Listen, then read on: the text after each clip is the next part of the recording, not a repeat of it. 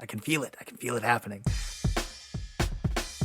This is the BiCoastal Actor, a podcast about being an actor in Atlanta or Los Angeles. I am Jeff Holbrook, and with me this week and every week is Ben Austen. I'm in Atlanta, and Ben is in L.A. This episode and every episode is brought to you by Polar Studios, and you can find more shows just like this one over at polarpodcasts.com. Benjamin! Jeffrey, How are you? good. How are you, brother? Good. You know what? I'm doing pretty freaking great right now. I'm pretty happy with life, and things are good. Yeah. By way of introduction, I think we should sort of mention how this whole show came to be. The idea, as I remember it, was you called me one day because you were doing a workshop. And in this workshop, part of the deal was you were checking in with somebody kind of every week, right? Yes, that's exactly right. Sorry, the workshop, I'm just going to promote a little bit because it was a really fantastic workshop, and I really got a lot out of it. So Dallas Travers is the name of the woman who leads the workshop, and her self-stated goal is to change the way this industry, the entertainment industry, works. To give performers, to give entertainers a little bit more power over their own careers, which I think is fantastic because I am one, and power over my own career sounds very appealing. So part of this workshop, and really one of the parts I was most reluctant to to take part in was having an accountability buddy, someone that you checked in with. And said, this is what I'm doing. These are the goals that I have, and this is what I've done today to get me closer to those goals. And it takes, 2 minutes, 5 minutes, however long it takes, the goal being to keep it kind of brief. But that it was really daily, in some cases, check-in to say, this is what I'm doing, and weekly in some cases, and monthly in some cases. You can have multiple people to check in with if you want. And I found it to be this incredible tool, not just because it kept me focused on goals, but also because it got me reconnected with you, one of my good friends, one of my best friends who, since moving out here, I've lost a little touch with, just because we're both busy trying to make this thing happen. And I don't think there's any bitterness or anything, but there's bitterness. you just lose track with people. There's bitterness. Oh, well, there's no bitter song. There's bitterness. I wasn't bitter. You're a bitter man, though, so I expect a little bitterness on your part. It's the coffee. It's all the coffee. You got to stop mainlining it. That's right. It's like black tar heroin, but in coffee form. Your blood is no longer red, Jeffrey. That's true. So we've been talking every week for like over 8 weeks or so, and I was really interested in the things that were coming up, and just how our experiences could be similar sometimes just because we're both actors, and how our experiences can be different sometimes because we're actors in very different markets. And that's what made me think about this show in particular is, neither one of us individually could be called a BiCoastal actor, right? Right. But I think the listener, whoever you are who's listening to this right now, I would say if you're looking at, should I be in Los Angeles, should I be in Atlanta, then my thesis would be perhaps you are the BiCoastal actor. With our powers combined, you will be a mechanized Voltron-esque actor. I like that. Okay, good. Killing all you oppose. Robot cats. The butt cats? How about we outperform them? Let's not kill them just yet. It's a little much, buddy. Did you just say the butt cats? No. Robot. Oh. Not the butt cats. I heard the butt That cats. would be a catastrophe. I see a Voltron made entirely of cats who are all facing the wrong way. But we digress. It makes hurting cats even more difficult. That's right. So our markets are very different.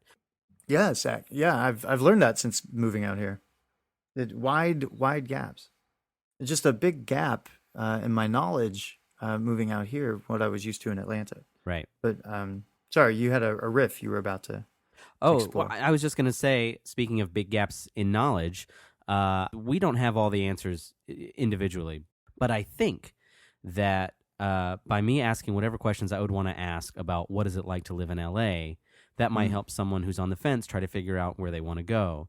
And I know there are a lot of LA folks who are coming over here right now, and they might want to know what the market is like over here, and I could be able to answer some of those questions. So I think that's a general, purpose of the show, uh, if you will. But I want to know, Ben. You used to be here. You used to be in Atlanta. So why are you in LA? And how is that working out so far? It's working out really well, actually. And the reason I'm here is I felt that Atlanta, while it is a booming market, and the surrounding areas, actually, the Southeast and the South in the United States right now, um, really thriving places to be an actor who's getting started, um, but not so much for me. Now, I'm I look more like the leading man type, and this is an industry where you're very often cast based on your appearance, almost first impression. And it's very important actually. I used to get upset about that, and now I realize, well, no, that's more than just what I look like. That's an essence I have, something that people see and experience when they first encounter me. So it's really important. In Atlanta, I experienced casting directors liked me. I would book some commercial gigs, and I'd go for auditions and callbacks, and I knew that I was doing my job well, and I knew that people liked me, but I was not booking theatrically. I wasn't booking, to say theatrically, TV and film. I booked one gig, and honestly, that one gig, I feel that I booked it on my abilities, but then once I was on set, standing next to one of the leads, I feel that because of my look, I was then put into a background position. And I understand that now. I didn't at the time. At the time, I was pretty upset about it. Now I get why that is.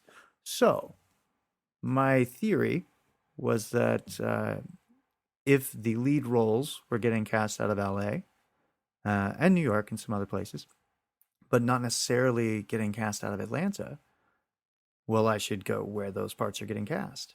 Um, because I don't necessarily fit the role of the sidekick. I don't necessarily fit the role of the quirky computer geek or anything like that, regardless of my own geek status. So that's what brought me out here, and I would say it's been successful. Um, it's a much larger market. I will say that. So let's circle back to what you were just talking about with "Now I Understand It." You're talking about, and obviously we won't name the project, but at the time you were very angry because or upset. There was a malaise Yes. about being placed in the back and kind of out of sight line from the star and stuff like that, and kind of out of his shots. I went from a two shot. Yeah, I went from a two shot with a lead, the lead, Right. uh, the two of us, and to being in the background with with another person, and with him in the foreground. It was, you couldn't recognize me at all, and I was definitely upset about that. I was looking forward to being able to add that footage to my reel, and that kind of credit to my resume would have been fantastic. Hmm. But now you say you understand it, and what is it about being in LA that makes you understand that now? Was it the move to LA? Was it something you learned while you're there, or was it just time? It's being in this market and seeing the people that I'm going up against in auditions, um, and understanding that uh, it's more than just the talent of the actor that they're looking at. It's more than just your skill that they're looking at when they're casting you. There are many, many reasons that a particular actor is cast in a particular role at a particular time. Um, and I hope that we talk about all of those reasons that we're aware of. as this podcast goes on, because I think it will help a lot of actors, I believe, start to understand, it's not a personal thing.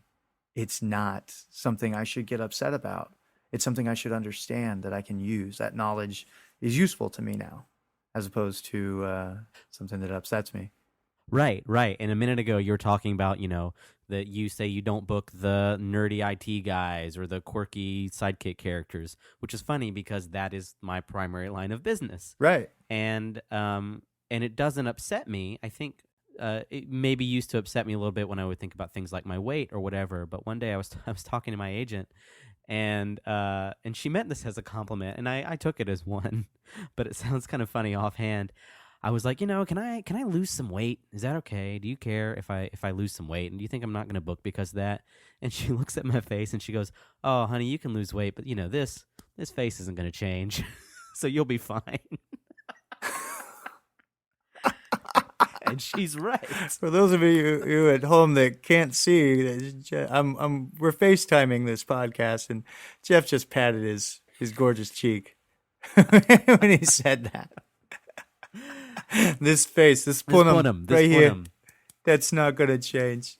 That precious little, I want to pinch. This punum. But I'm a character actor, and I like being a character actor. It's I enjoy the things that I get to do in that. And for me, it's just been understanding what business I'm in, right? This is the thing that I sell. I hear a lot of people kind of get fussy about, well, geez, I don't want to play the game, or I don't want to get pigeonholed into a certain thing. And my thought is, this is the foot in the door. This is the thing that if you get known for doing a certain line of thing, that means you get known by the casting directors, you get cast more, you get to work more, and that old phrase, work gets work. Eventually, if you are strong enough, and if you're good enough, and if you really are as good as you think you are, then you will get that opportunity to play something that is outside of what you might be expected to play. And you just got to take the long game about it, I think. It's really important, I think, to look at successful actors' careers, the many successful actors that we all know. Look at Jack Nicholson. Look at his career. When you think of Jack Nicholson, everyone's got a pretty specific role or image or essence, this idea, when they think of Jack Nicholson. Now think about the film about Schmidt. And this is not an original idea of mine. This is something another person was talking to me about.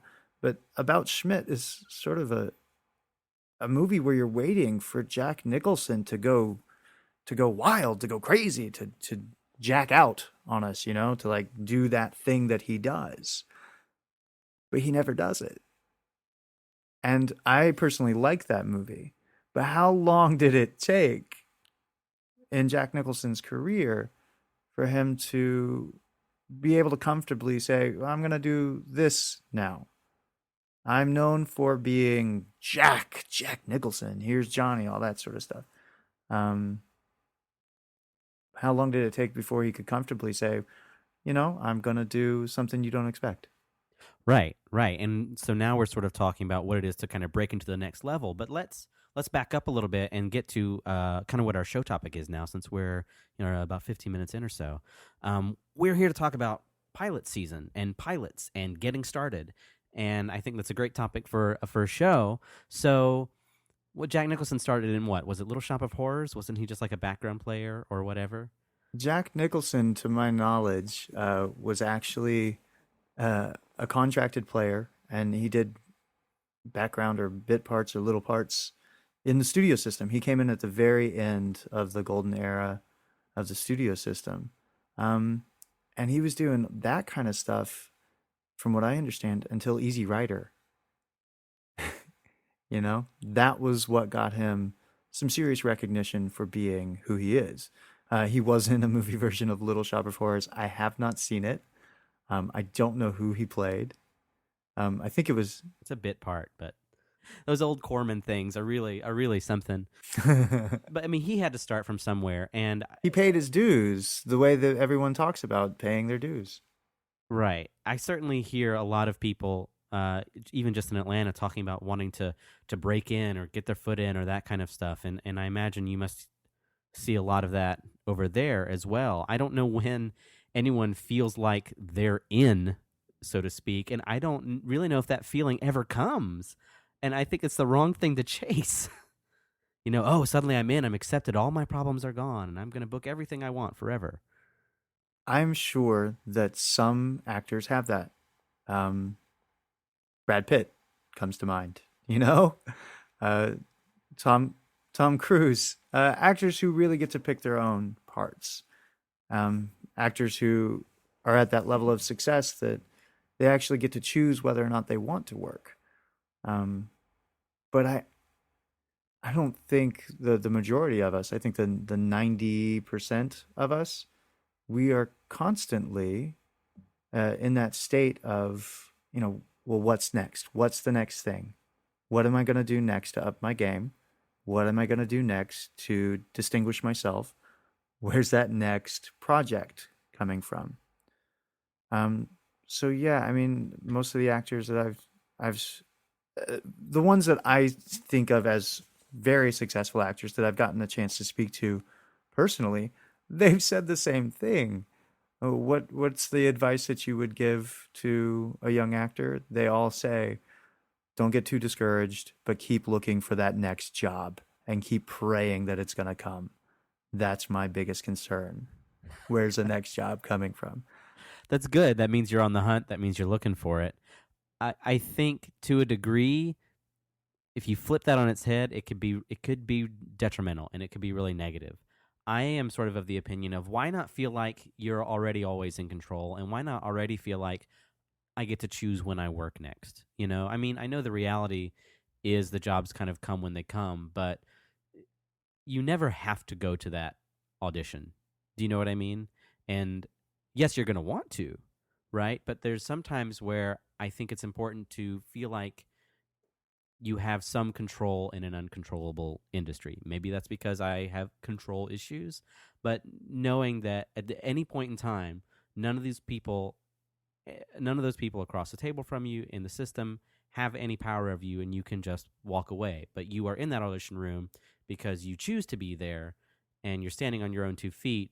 And yes, you want the job, but if you don't get it, hey, I've got something else to do. I have a life. Yes, this is my life. Like, acting is the thing that I want to do, but having the power to walk away and feel like that you're in control of your life, as opposed to, oh my God, I'm hunting, I'm chasing, I've got to get the next thing. If I don't get it, I'm just going to die. Yeah, I think that if you don't have that, then why are you doing what you're doing? If you're not living, this is a philosophy I've started to develop more and more. I always had the inkling of it, but as I get a little older, I realize that it's the kernel of truth. If you're not living, you're gonna have a really hard time acting, honestly. If you're not living a life, how do you have what it takes? How do you have those experiences? How do you have that well of emotion and depth to pull from? And you got to go out and you got to live. And the desperation, you have to leave that outside of that audition room. Desperation will not get you the job. Desperation will get you to the audition room. You will scramble like crazy to get there, but you got to take a breath and leave all of that outside when you go in. Because you walk in with all that need and all that want and all that desperation, you're just imposing your own need for something on somebody else, and that's not what they're there for. They're there to do their job. They're there to find the best person for the part. They hope that it's you every time you walk in. No one in that casting room is going, gosh, I really hope that this guy sucks. I really hope that this is the one that makes me groan and wish that I had chosen a different profession. I really hope this is the guy who's going to keep me in the room all damn day. Right. No, they don't want to go through it. We don't want to go through it. Everyone wants the experience in that room to be an excellent one, a pleasant one that everyone walks away from smiling and feeling good about.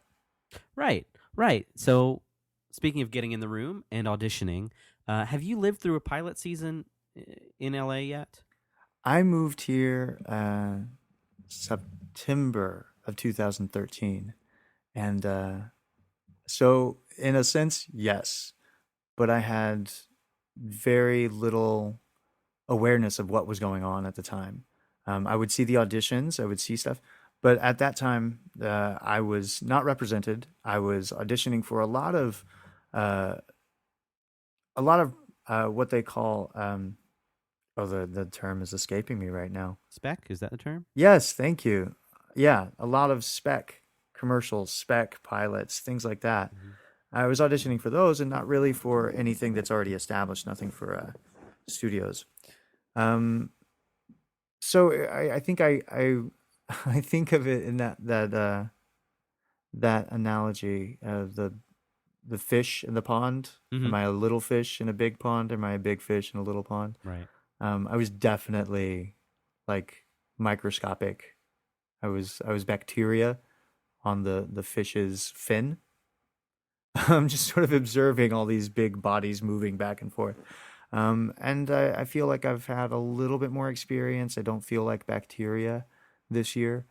Um, I feel like I've had a little insight into uh, the goings-ons and into the minds of people who've been doing this for years, for decades. That's been the biggest help for me is getting to talk to people who were doing this job in this town 30, 40 years ago, um, and pick their brains and see what they say. Huh. We get some pilot stuff here in Atlanta, and it's I guess there's stuff that that's filming around. I've got to audition for a few of them. There's not the fervor yet that I think of when I think of L.A. pilot season. And again, I've never lived there, but sometimes it always sounds to me like people gearing up for baseball season or football season or here comes pilot season. I got to get all my together and get ready to audition and go, and it's just going to be crazy town, I hope. Here it's like we get pilots and stuff, and I'm sure that if you're at a certain level there is a greater sense of pilot season, I suppose, but I wonder if that's not mostly still in a lot of our LA transplants. I don't know, and I say that having had a chance to audition for a few, but I haven't felt, but they've kind of come through the whole year, and I don't know if that's because of the internet or what. Well, it's also because LA is still TV town. Atlanta and some other markets are taking a lot of the movie business, and that's sort of going further away on location, places where the tax incentives allow productions to spend less money and therefore make more money. Um, in LA, in Hollywood, it's still TV town. There's still studios with lots. There's still television shows being made here. So you've got that factor. And also, there are just more actors, more producers, more studios, more writers, more scripts, more ideas, all of it. There's just more of it here. So yes, there is a bit of a fervor, I think, but it's just a part of that is the volume. There's just more of that here, where that's not established yet in the Atlanta market. I've been hearing people talk about Atlanta for a long time as a place where all the film's going to happen and it's all going to come over here and it's all going to be amazing. And I was hearing this back in like the 90s, and I remember thinking, well, I don't know. Now there's enough legitimate work here that it's a good town. But when I pull back and I look at it not as an actor who would like to work here, but as a business guy, I sort of think of it as a supply line. The business will flourish here if the barriers to production are lower, and tax incentives, yes, but I mean they're building studios here. That's good. It's going to take them about a decade to recoup that investment. So of course they're going to come down here. That's great. There's a pretty good talent base here. So as long as it continues to get better, and I imagine we'll still get more LA transplants, but as the talent base continues to grow and get better, that's another link in the supply chain. as we get more professionals in the technical aspects that base here, and all the side businesses that go around that, that's more stuff in the supply chain. And I think we're not there yet, but I do see hope that it's on the way to being a very, very, very strong market. And let's talk about what "not there yet" actually means, because I can feel I can feel people in Atlanta right now, if they're listening to this podcast, getting defensive. I can feel it. I can feel it happening. And Calm down, Atlanta.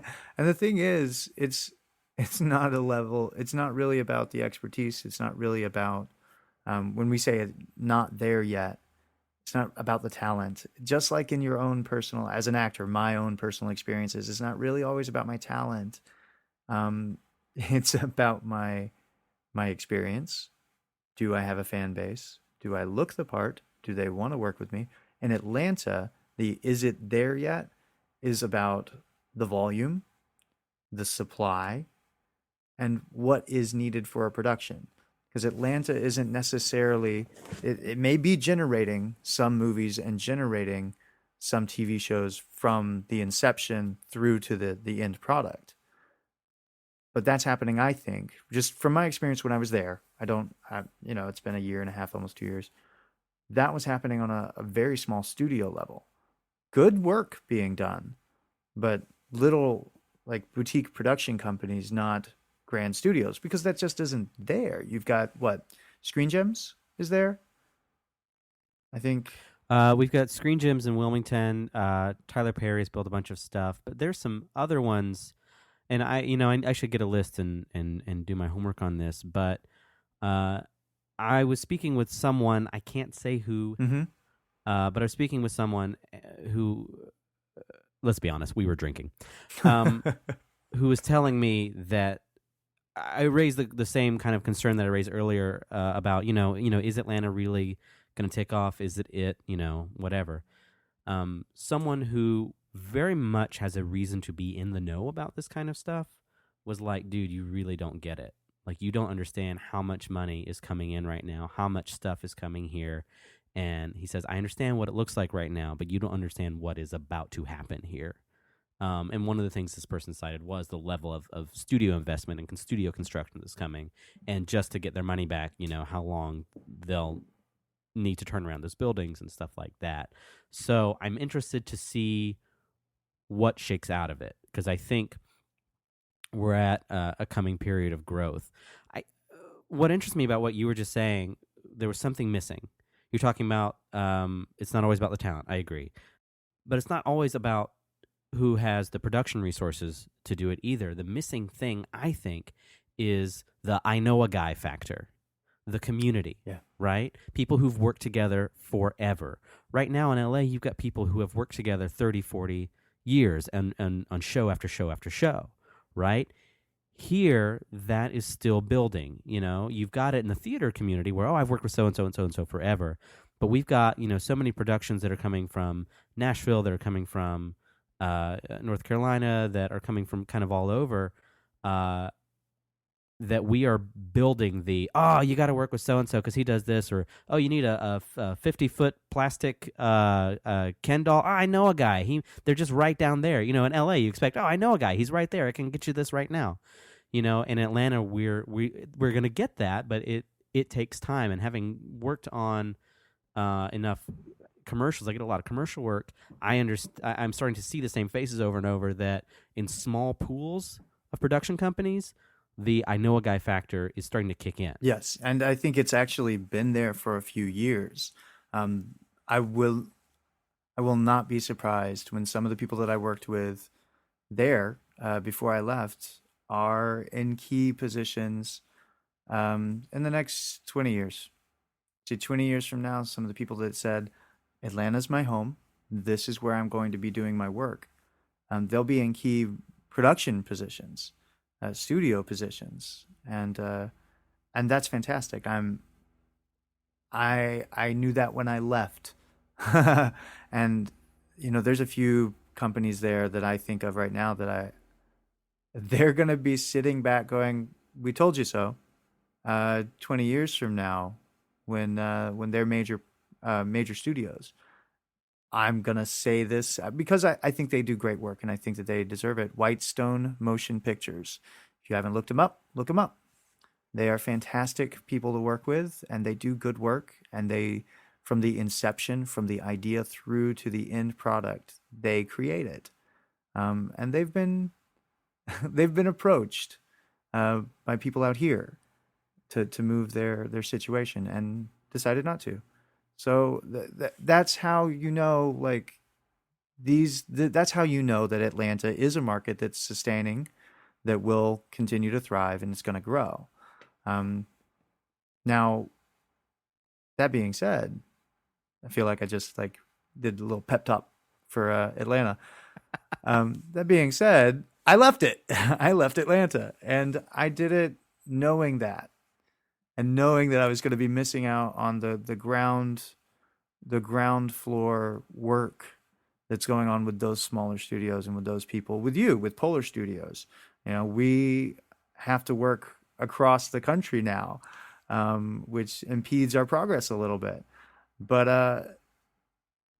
I moved out here because I knew that I needed to be out here looking for parts that suit my particular uh, my particular brand, the product that I'm selling, which is me. And I hope that it takes me back to Georgia, because I'd love to come home and do a project. But I also want to go to overseas. I want to travel the world doing what I do, and I think that's sort of the crux of what I think of when I think of a bicoastal actor. I actually am thinking of both coasts of the U.S., but I'm thinking multi-coastal actor would be nice. In a world where that's more possible than it ever has been. Yeah, so you're coming back to Georgia the long way around. Yeah. I want to travel very much, and I obviously want to be successful in this. And I've always felt like that to be successful in this, me personally, I'm going to have to go a slightly non-conventional route, because I thought of going to LA for a long time, and I think it is still in my future to be there. I don't know yet if it is in my future to live there, but I feel like my whereas your path to Atlanta will be the long way around through LA, I feel like my path to any time in LA will be a bunch of weird back roads, via Atlanta and other places. And so far so good. Like I'm booking, I'm working, and my type is doing well here, and we'll see what that means later. But we should probably start wrapping it up and bringing it on in. I think we should continue this discussion. Yeah, pilot season here in LA is going to be going on for like a month or more, Right. January, February. So there's going to be a lot of stuff coming down the pipeline Right. that I'm going to become aware of as it's happening, and I want to keep that discussion going. Yeah. So I think what you and I, when we first started talking about this specific episode and this Yes. podcast, um, you said pilots would be a good thing to talk about for the first episode. And I said, "Oh, okay. Well, I'm going to have to do some research, find out what pilot seasons. Oh God, which is me, Mister. I could never be prepared. I could never be prepared for anything. Mr. Calm, cool, and collected. Yeah, I am definitely not sweating through my shirt right now doing a podcast. Um, yeah, I started to have my little wig out, and you said, "Well, yeah, pilot season. Of course, we need to talk about that. We're actors, and you're in LA, but let's talk about beginning things, pilots of things in our lives. Not just pilot season TV shows, but starting something." And I think what I've discovered as an actor, as an artist, as a human being, is that starting requires that willingness to jump blindly, or with one eye halfway open, and just take that risk. The thing that's a little more, I'd say, a little more work and requires endurance is then following it through, doing the day to day, like the daily and weekly and monthly check-ins to say, here's my goal. What have I done to achieve that goal today? Just today. Even if it's just, I updated my resume. Even if it's just, I researched a guy to do my website. Even if it's just, I made the decision to have somebody else do my website instead of saying, I'm going to do it over and over and over again and never getting it done. Those are the steps that we have to take, the little maintenance things that we have to do to take that pilot, that little beginning, and turn it into a full season. Whoa, Benjamin! Don't give it all away now. We have to save. We have to save some of this. You know, you can't just give the whole thing away, Ben. All right. Why are you Shatnering me right now? You know what we're gonna do, Ben? You know what we're gonna do, Ben? You know what we're gonna do? What are we gonna do? We're just gonna let this sit. Is it gonna simmer? We're just gonna let this sit. And we're gonna meditate on it. If you are disappointed that we did not talk enough about pilot season, don't worry. We'll talk more about it later. But for now, oh my God, you're actually cliffhangering our first episode. I love it. That's right. For now, hang on to that cliff because we got to go. I'm Jeff Holbrook. I'm Ben Austen. And this is the BiCoastal Actor. If you like this show, please rate it on iTunes. That will help us get listens. And if you don't like the show, well, then you should go to polarpodcast.com and find something that you do like. Until then, we should sign off, Ben. How are we signing off? I'm going to say, what time is it there? It's 8 o'clock? 7:56. 7:56. I'm going to say, have a good evening. You're going to say, have a good dinner. Okay. Or should it be something along the lines of... Ben? Jeff. Have a good evening. Have a good evening, Jeff. Oh, shit, I messed it up. Yeah, you were supposed to say dinner. Whatever. I'm actually going to go eat dinner now. Yeah. So. And I'm actually going to go buy groceries at the farmer's market. Okay. All right. I have been and always shall be your friend. I wish I could touch the